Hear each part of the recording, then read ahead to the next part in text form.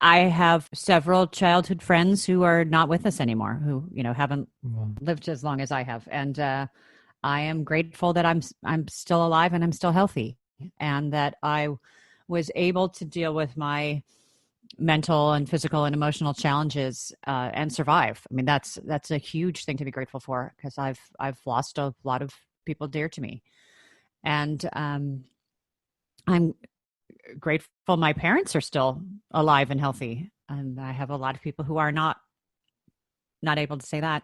And certainly with this pandemic, it's a huge opportunity to choose. Do I want to live in fear and watch the news and feel the divisiveness? Certainly in America right now, it's awfully divided, and it's a scary place to be. And there's the health issues and stuff going on. It's very easy to get bogged down in fear.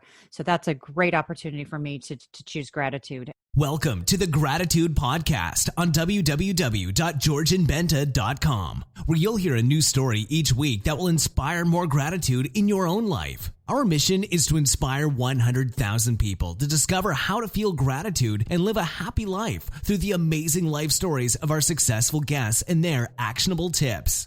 And now, the host of our podcast, Georgian Benta. Hi, Gratitude Seeker. Welcome to a new episode of the Gratitude Podcast. Today with us, we have a resilient actor. And she actually wrote a book about this, about how to kick ass in the business without kicking your ass. And I think it's very interesting that we get to have artists like her on the podcast, and that we can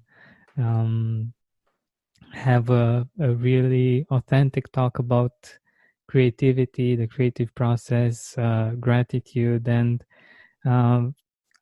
as you might already know by now, I have a great appreciation for artists and what they bring into the world, and they usually have a really unique and beautiful perspective on gratitude as well. So we have with us today Debra Wanger, and she's also not just an author, but she's also an actress, a singer, a coach, and a public speaker. Debra, welcome to the Gratitude Podcast. Thank you. I'm grateful to be here. So let us know a little bit more about you. I wanted to be succinct so that we would get to know you better in the interview itself, but I'm sure that you have some really interesting things that you can share with us about the work that you're doing, and also maybe even the people that you've worked with. Sure. Well, I have a kind of an interesting, bumpy story. I grew up in Chicago, Illinois, in the States, and I was very involved in theater and acting from a young age, and I kept doing that. And then when I was in my late teens, I went off and did that professionally. And I was actually pretty successful doing live theater, but I was not happy. I was not healthy. I was very out of balance. And in any periods of unemployment, I was in really bad shape. I was overweight. I was depressed. I was broken out. I was lonely. I was just a very unhappy person. So even though I was achieving the dream that I had worked towards, it wasn't working. And then I went back and I got a college degree, and I went to LA, and I worked in Hollywood in the movie business for a few years. And that was exciting, but that still didn't make me happy. And then I left that part of the film industry. I decided I wanted to go back to acting, but I wanted to find a way to be healthy this time. And I pursued all kinds of health avenues, and I finally got trained and certified as a health coach. So I did a very intensive dive into nutrition, sleep hygiene, stress management, supplementation, exercise, relationships, coaching, all that. And I found a better balance for myself, and then went to pursue helping others try to find balance. So that led to a coaching practice and some books, starting with the community that I knew, with the actors and creative community. And there's a lot of pitfalls as working as an artist where it's very challenging to be healthy in a lot of ways. So I thought it was my mission to help other actors and creatives, and then now leading to entrepreneurs and other walks of life as well, but find self-care and balance so you can do the work that you love without it chewing you up and spitting you out. Yeah, exactly. Without it kicking your ass. Yes, exactly. Yeah. Without it kicking your ass, because that's how I felt. Yeah, exactly. It's always been one of the things that I don't know. I've found sad about creative people that unfortunately, even though they're doing some amazing things and like they just make your mind stop and be in awe of what they're able to create.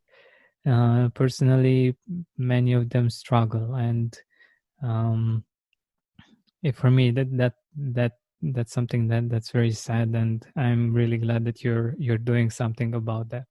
Thank you. Well, that's my mission, and hopefully I can help a few people find a little bit more balance and have some joy in their lives and still pursue their creative art.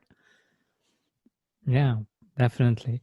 So what I'm very curious about is your perspective on gratitude. Like, how do you define gratitude? Like, what's your definition for gratitude in your own way of seeing it and in your own experience? Well, I see gratitude as an action and a feeling. I think it is focusing on the positive as opposed to complaining or dwelling on the negative, which I think is a challenge because there's a negativity bias. We're naturally inclined to see the things that are going to kill us for survival. So we're always focusing on what's wrong and what needs to be improved and what's dangerous. So you have to train yourself to focus on the positive and what's good.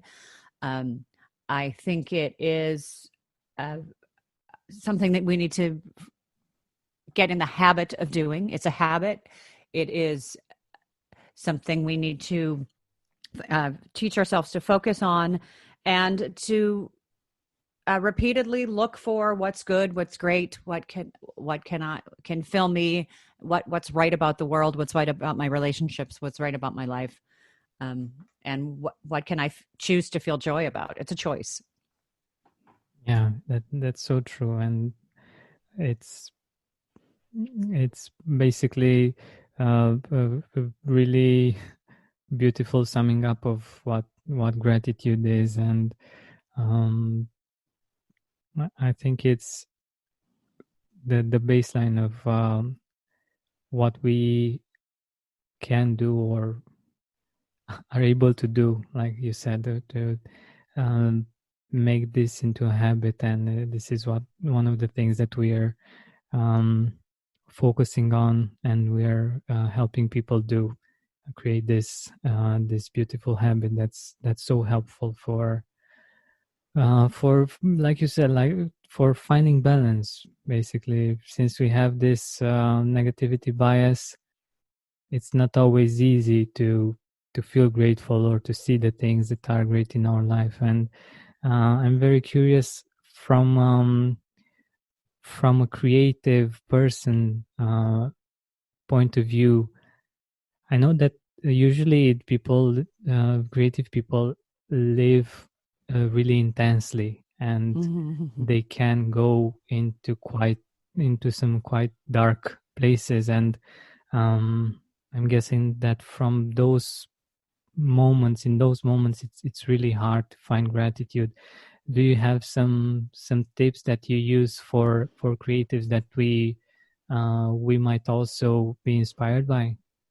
Yeah, well, I think one feature of that is the belief of what is an artist supposed to be like. And I think there is a belief that, an artist is supposed to be tortured. An artist is supposed to be, drinking and smoking and staying up too late and unimpressed by everything, or regardless of what kind of creative pursuit. A lot of them, there's the starving artist or the brooding artist or the crazy artist, or that there's a lot of negative attachments. So I think one place to start is the belief that you don't have to be suffering and tortured and miserable and drinking and smoking and staying up too late and all that to be an artist. And so I think that some of that is redefining what that means. And you can be a healthy person and be an artist. I like the metaphor of an artist being more like an athlete. That you, an actor, a dancer, a singer, that your body is your instrument, and that you're using yourself physically in the same way that an athlete gets enough rest and takes care of their mindset and is very careful about what they eat, and they take time for recovery, and they have a coach, and all those things that an athlete does to stay in top form. I like that paradigm a lot better, because athletes there's still tremendous demands on an athlete, especially a professional athlete. You think of an Olympian and all the training they have to do, and they have to perform, and they use the same word. They often say perform, and they have to go all out. But when they're done, there isn't that same level of torture. But they can still access their greatness, but then they take time to refuel and take care of themselves. So I try to focus on that paradigm instead of the negativity and all the things that I'm supposed to be. And I think there are actors and painters and all types of artists who think, well, if I'm happy, or if I'm balanced, or if I'm healthy, I won't have that magic. I won't have my creativity. And I personally don't believe that that's necessary. I certainly know that there's projects that can be dark and that might take us to a darker place. But I really try to find a balance and encourage my clients to seek a balance. So when they're not working on a dark project, or when it's not, when it's time to turn it off at night or during the day or whenever it is, that they're able to do that, and that they're not afraid to take care of themselves. And that some people find that they're actually better able to access their creativity when they're rested and in a healthy place. But I think it starts with the mindset. Yeah, most definitely. And one thing that I've seen in my experience, when you're doing some creative work, like, people usually see the end result, and it's beautiful, and it's not always as easy as it seems. Like, usually the creative process and the work that goes into something that might not seem as complicated or very complicated is actually there's a lot of work, and that work itself, and making sure that everything is perfect, can have a toll, can make us feel in a certain way. And I was wondering if that might be creating this idea of the tortured artist or something like this.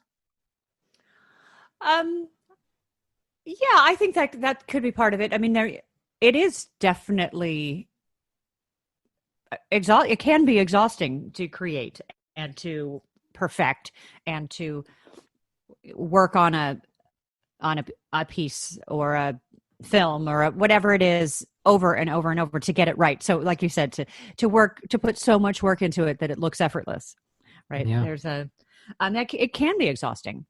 But again, going back to that athlete paradigm, okay, great. So you ran a marathon. You really had to push it. You go. And most people are going to be exhausted after running a marathon. So then you have to go into a period and really recover and really take care of yourself and stop running for a few days, or, really feed your body what it needs and really rest, and whether, ice yourself or whatever it is, whatever it is you need to take care of yourself. So, I mean, I think there have been some heroic artists through the years who have not taken care of themselves. Many of them don't last, right? Many of them end their lives tragically, and so I think that's part of where that comes from. That some of our heroes have not been prime examples of health, but I believe that it doesn't have to be that way. And that you can still work hard, but I think you can actually work harder when you take care of yourself. Exactly. I have the same perspective, and it's actually it actually has to do with the fact that usually, thankfully, we get to enjoy a long life, and we need to have this perspective of long-term thinking, and not just in the moment, in the what's going to happen in the next few days or weeks, but we are going to live a bit longer than that, and we need to take care of ourselves and um, have a perspective that we are going to be the ones that are going to live a year or two or 5 or 10 from now, and we are going to create, or we are going to do something in our life, and it's much better if we can do that while being healthy, right? Yeah, and I've come to a place where I'm not willing to sacrifice my health in the same way that I was. That I want to be in a healthy work environment, and I don't want to work with jerks anymore. I don't want to work with people who are asking me to do things that are not supportive of my health and sanity. And I value myself more, and I feel like I've achieved a better sense of balance and health, and I want to work to preserve that. And so I'm not in a place anymore where I'll take any job just because it's a job. Part of the equation is, how does this support my health and happiness and my family life and everything else? So it's a much more balanced perspective. Yeah, and that's beautiful. That's beautiful, and I would love for all of us to have that perspective, to be able to choose what's for our highest good, what actually supports the values and everything that we believe in, and in that way, I think we can actually give more and be more efficient in what we're doing. So, yeah, I definitely love that. Absolutely. And if I'm not rested and taking care of myself and happy and feeling supported and all that, I'm not bringing my best work for them. Like you're saying, I'm not my best. They're not getting a good product either. Yeah, exactly. And I think this applies in many other work areas, or in most work areas. I think if we can bring our best and we can give our best, then I think the world prospers from that and can enjoy the best that we have. And I think it's a positive upward spiral that we can create by our own example, like in your case. What I also wanted to get into is if you have some experiences that had made you into a more grateful person, that helped you discover gratitude on a deeper level. Well, I think just, being through a lot, Yeah.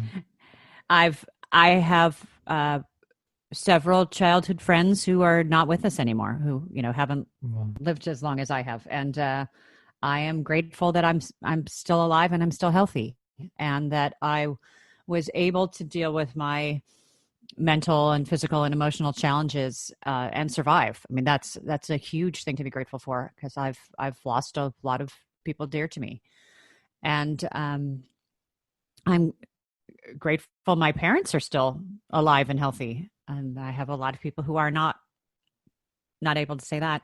And certainly with this pandemic, it's a huge opportunity to choose how to focus. And do I want to live in fear and watch the news and feel the divisiveness. Certainly, in America right now, it's awfully divided, and it's a scary place to be. And there's, it's with the election and the racial strife and the health issues and stuff going on. It's very easy to get bogged down in fear. So that's a great opportunity for me to choose gratitude and feel like I'm healthy. My kids are healthy.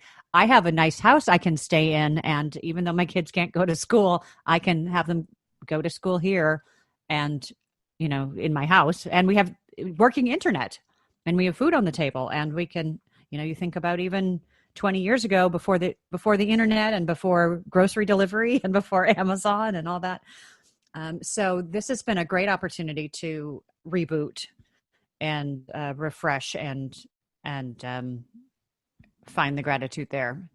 So and the fact that I'm back to a profession that I love with a renewed sense of balance and health that I didn't have before. That's huge. And then I can find additional streams of income and find ways to give back that I hadn't found before. That is very gratifying. So, and then there's just the good old gratitude list. When that works. And I'll do that with my kids, tell me 3 great things that happened today. Right. And sometimes you have to reach and say, well, it didn't rain, or, the mail got to my house on time, or whatever it is. But that seems to help a lot with the habit. And so that's my answer. Yeah. Thank you for that. By the way, you mentioned gratitude as a positive habit. Are there other habits, like small daily habits that you recommend for us to get set up for success in life? Oh yeah, well, I'm a habit girl. I think habits are great, and as far as training ourselves to do things, so we don't have to think about it. We take the emotion out of it. You don't have to decide if you want to do it. You just do it. And also making the habit small enough that you can be successful and have an upward spiral of success. One of the first things I do is every morning I drink a big glass of water. So because first thing, I've got a good water filter in my bathroom. I fill it up and I just chug a big glass of good filtered water. So it helps me wake up. I know I've lost fluids during the night, so I'm hydrated. And then I also feel like, okay, I'm off to a good start. I did one healthy thing. No matter what, I'm on a winning trajectory today. So, and then daily exercise has been very helpful for my mental state.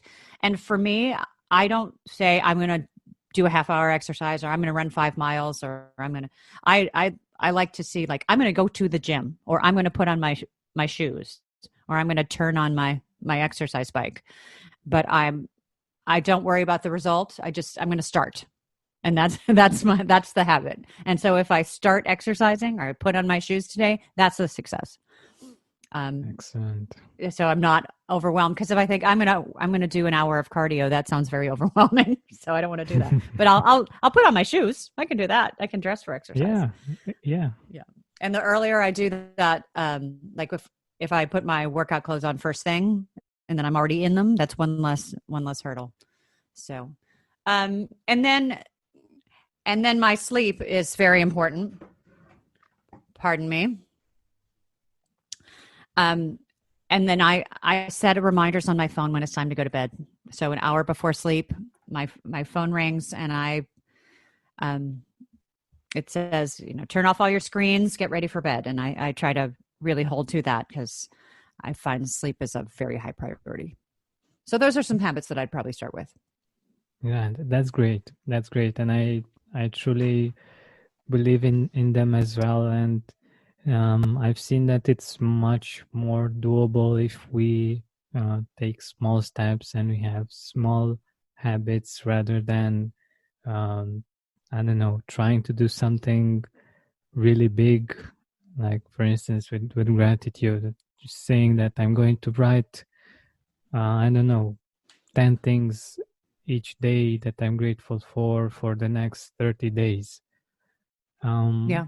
It can be really hard to do that because life happens, different things might get in the way, and we get bogged down and we stop doing it, and we just don't do it at all because we Hmm. weren't able to do it at that level. And yeah, I think it's very wise to start like that and to just take these small steps, because from that we can grow and we can do however many steps we want, basically. But just taking those small steps are the starters. Yeah. And I think when we commit to someone else or we involve someone else in the process and have accountability, it's very helpful because I know I am a lot more loyal to other people than I am to myself. And if I tell someone else I'm going to do something, I will do it. If I tell myself I'll do something, I might not. I'll find ways to talk myself out of it. But if I promise a friend or a coach or a mentor or a spouse or whomever that I'm going to do it, I'm much more likely to do it because I don't want to embarrass myself and I don't want to let them down. So, Yeah, that's sometimes when that's you another have a friend wonderful to tip. help you out. Yeah, definitely. It's much more powerful when we do that, and I think it's a great way to know how we work, so that we know how to make things work Yeah. somehow. Good. So, what I also wanted to ask you is, how can we um, integrate gratitude more in our life? Like, do you have some tips on how we can actually turn gratitude into a habit? Well, I think there's a lot of power in questions, Mm-hmm. and um, your brain will answer whatever questions you ask it. So if you ask yourself, "What's lousy? Why does my life stink? Why does everybody hate me? Why do I have to deal with this? Why is God mad at me?" Any of those kind of questions, you'll get answers, and they won't be pleasant, but you'll get your answers. But if you say, "What's awesome?" or "Why am I so lucky?" or "What do I have to be grateful for?" or "What is so cool about my life that I haven't noticed recently?" or any of those questions, you'll get answers to those. So uh, there's a tremendous power in asking yourself positive questions.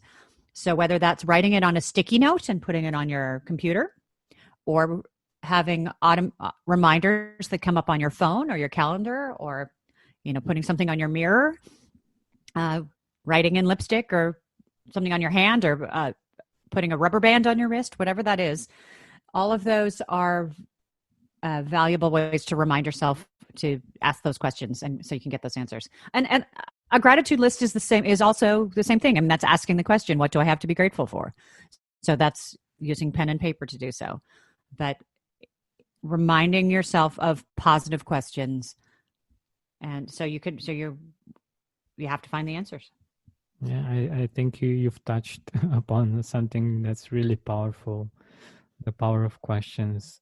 And it's so true. If we ask ourselves, why does it why does this always happen to me? I don't know. Why is life this way? Why are things so bad?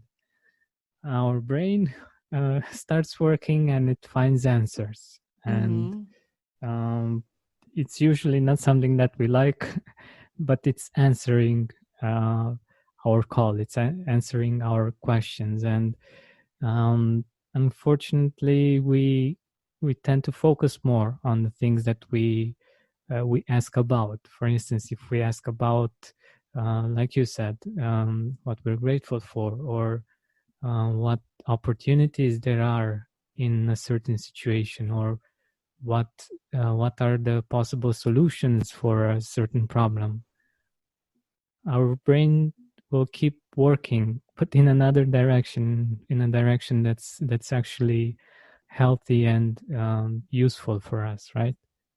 Right. Absolutely. Yeah. And I'm very curious. I'm sure you haven't thought about this, so I know it might take a bit to think about this. Um, in your experience with all of the actors that you worked with and all of the people in this business, um, is there a person who you think was or is the most grateful? The person who comes to mind for me is Tom Hanks. Mm-hmm. He is just he's as nice as you think he is. He's really kind and easy to work with and very hardworking. And I think because he had a relatively bumpy road, he didn't start out a movie star.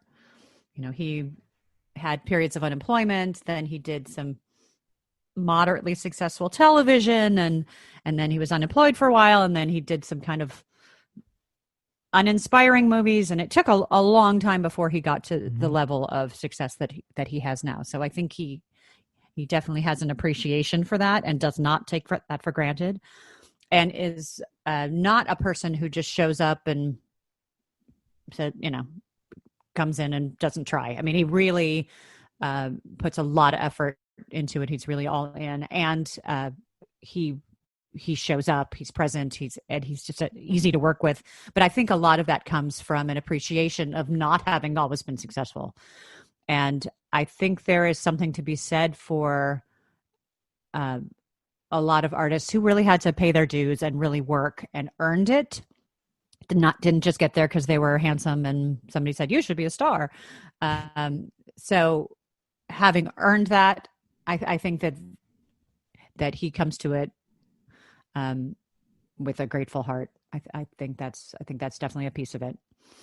That's very inspiring, actually, and I think it can be inspiring for many of our listeners that, like most of us, might have a bumpy ride and might have different challenges and might think that if life isn't perfect and they're having all of these challenges, they can't be grateful. But I think the beautiful part about what you just shared is the fact that precisely because you are having these kinds of challenges, that you can be a grateful person and appreciate where you are right now, even if you're not a Hollywood star or anything. But I think the principle applies for all of us, isn't it?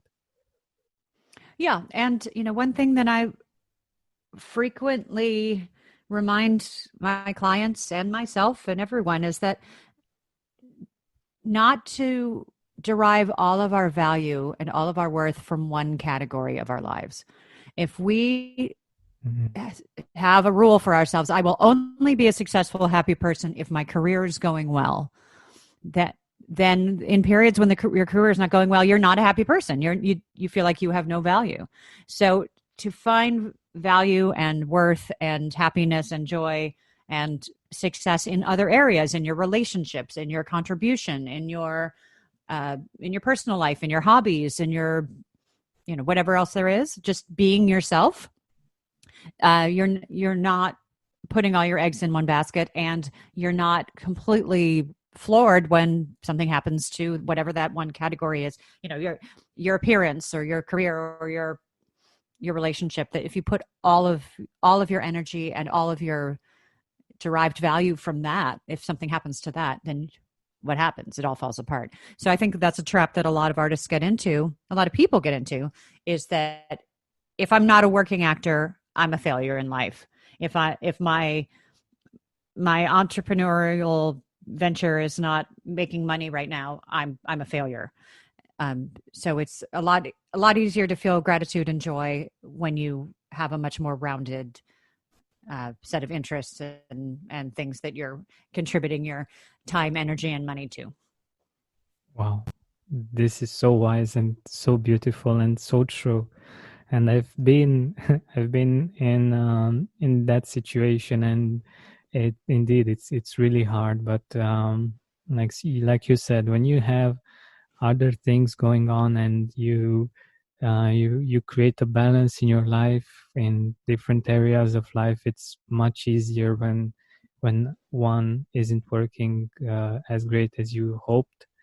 And it really creates a beautiful balance. And I just love the way you've explained it. It's so powerful, and it makes it easier for us to feel grateful. If we have all of our eggs in one basket, it's really hard if things aren't going great for us to find anything to feel grateful about.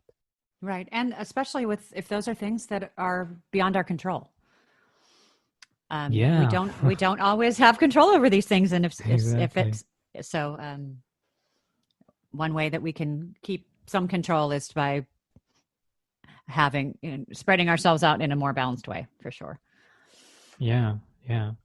Wow. So I love this idea, and I would love to end with this, because it's really something that I would love for myself and for our audience to think about, and to make sure that we have this kind of balance, so that if anything happens, we are covered, and that we can still be grateful and happy and enjoy life. So thank you very much for being here with us, Debra. Let us know how can our audience get in touch with you. Where can they get your album, your book? Yeah, well, the book is The Resilient Actor, How to Kick Ass in the Business Without It Kicking Your Ass. It's available on Amazon and Barnes & Noble. I also have an audiobook on Audible. And you can learn all about me or contact me through DebraWanger.com. Perfect. Again, thank you very much for being here with us and for sharing your wisdom and your experience with us. Great. Thank you so much. It was a pleasure. As I'm helping people move their businesses online by using my web expertise, I also want you to experience more abundance through gratitude, especially in these troubling times. And I have put all that I know in this step-by-step course to help you go from lack to abundance in 7 weeks. Go to georgianbenta.com/abundance to find out more. That's georgianbenta.com/abundance. See you there.